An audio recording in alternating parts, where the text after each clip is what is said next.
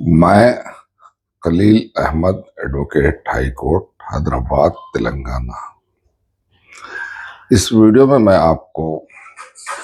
اینسسٹرل property بمقابلہ self acquired property یعنی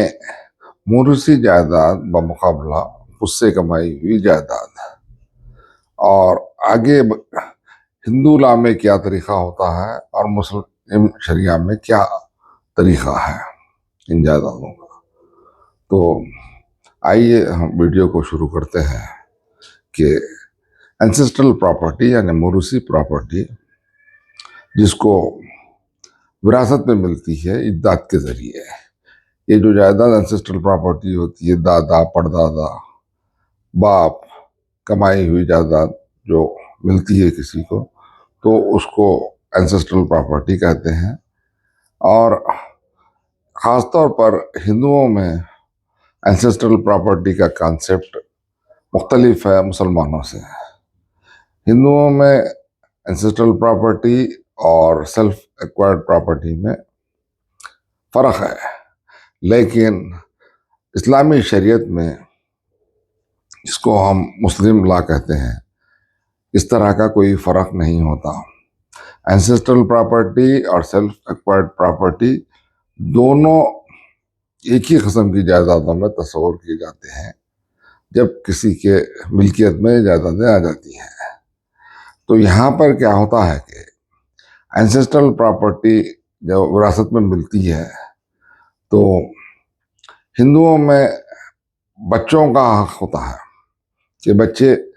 اس جائیداد کی پارٹیشن کے لیے ڈیمانڈ کر سکتے ہیں، کیونکہ دادا کی جائیداد میں پوترے کا حق رہتا ہے، ان کا تصور ہے اور ان کا قانون ہے۔ لیکن اس کو دیکھتے ہوئے مسلمان بھی یہی سمجھتے ہیں کہ دادا کی جائیداد میں پوترے کا حق کا مثال لیتے ہوئے کسی کی جائیداد اگر موروثی طرز کی اصول ہوتی ہے، مسلمان کے حق میں آتی ہے، تو لوگ دعویٰ کرنا شروع کر دیتے ہیں کہ آپ کمائے کیا، آپ کے باپ ہمارے دادا کی جائیداد ہے بول کے تقسیم کا مطالبہ کرتے ہیں۔ لیکن یہ شرعی نقطہ نظر سے غیر قانونی ہے اور غیر شرعی ہے۔ جب کسی مسلمان کے حق میں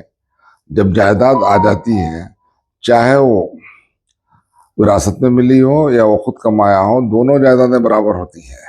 اور جب مسلمان زندہ رہتا ہے تو اس کی زندگی میں اولاد کو اختیار نہیں ہے کہ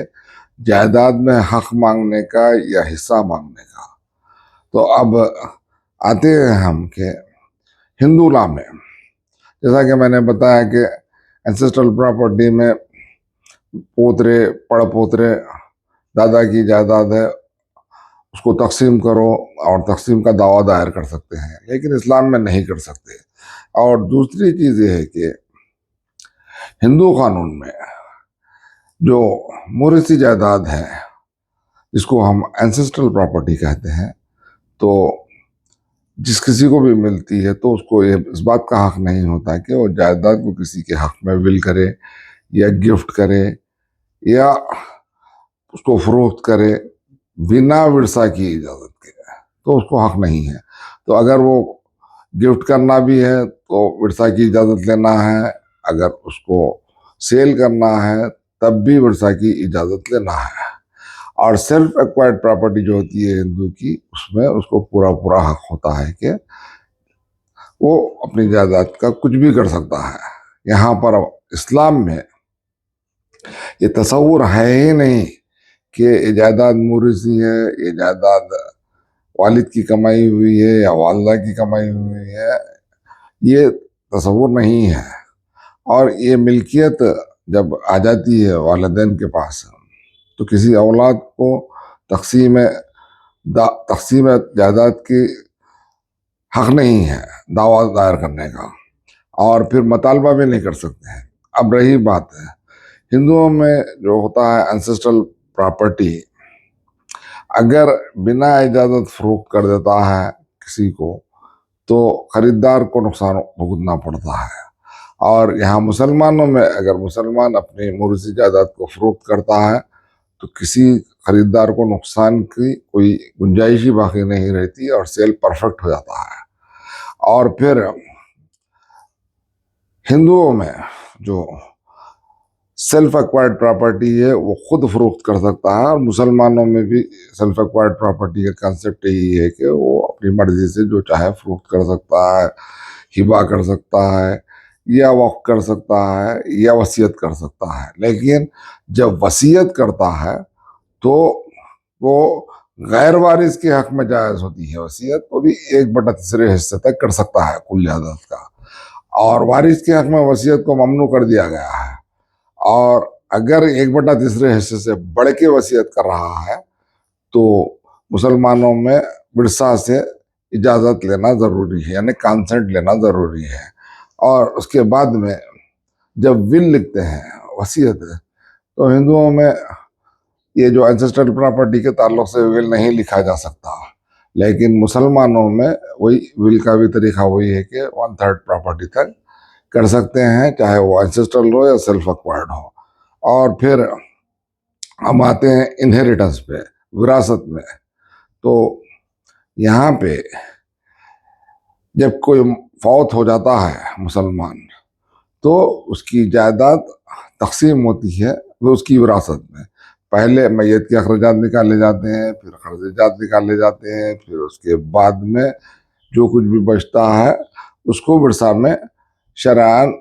تقسیم کیا جاتا ہے، 1 حصہ 2 حصے کی نسبت میں، لڑکیوں کو 1 حصہ، لڑکوں کو 2 حصے۔ اگر بیوی زندہ ہے تو 1/8واں حصہ پہلے بیوی کا ہوتا ہے۔ لیکن ہندوؤں میں جو وراثت ہے وہ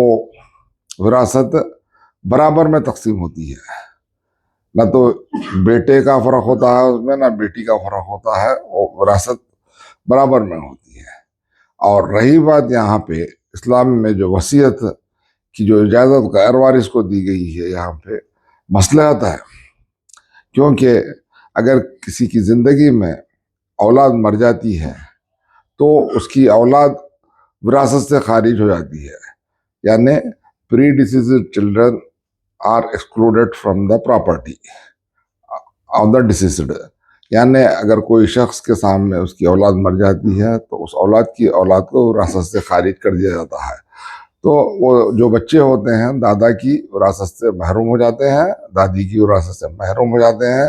کیونکہ یہ لوگوں کی زندگی میں فوت میں ہیں۔ اور پھر ان کو غیر وارث قرار دیتے ہوئے اسلام میں یہی وراثت کے لیے بالکل ناقابل ہو جاتے ہیں، تو اللہ تعالیٰ نے ان کو ول کے ذریعے جائیداد دے سکنے کی گنجائش فراہم کی ہے۔ تو جو بچے ایسے وراثت سے خارج ہو چکے ہیں، محروم ہو چکے ہیں، تو دادا کا کام ہے یا دادی کا کام ہے کہ نانا کا کام ہے، نانی کا کام ہے کہ ایسے بچوں کو ذریعے وصیت جو بھی چاہے 1/3 حصے تک وصیت کر سکتے ہیں۔ اور اگر ہبہ کرنا ہے تو زندگی میں پوری کا پورا بھی دے سکتے ہیں، کسی کی اجازت کی ضرورت نہیں ہوتی۔ تو یہ جو قانون ہے میں نے آپ کو بتایا کہ سیلف ایکوائرڈ پراپرٹی اور انسسٹرل پراپرٹی میں کیا فرق ہے، اور ہندوؤں میں مسلمانوں میں کیا کیا فرق ہے، یہ میں نے بتایا ہے۔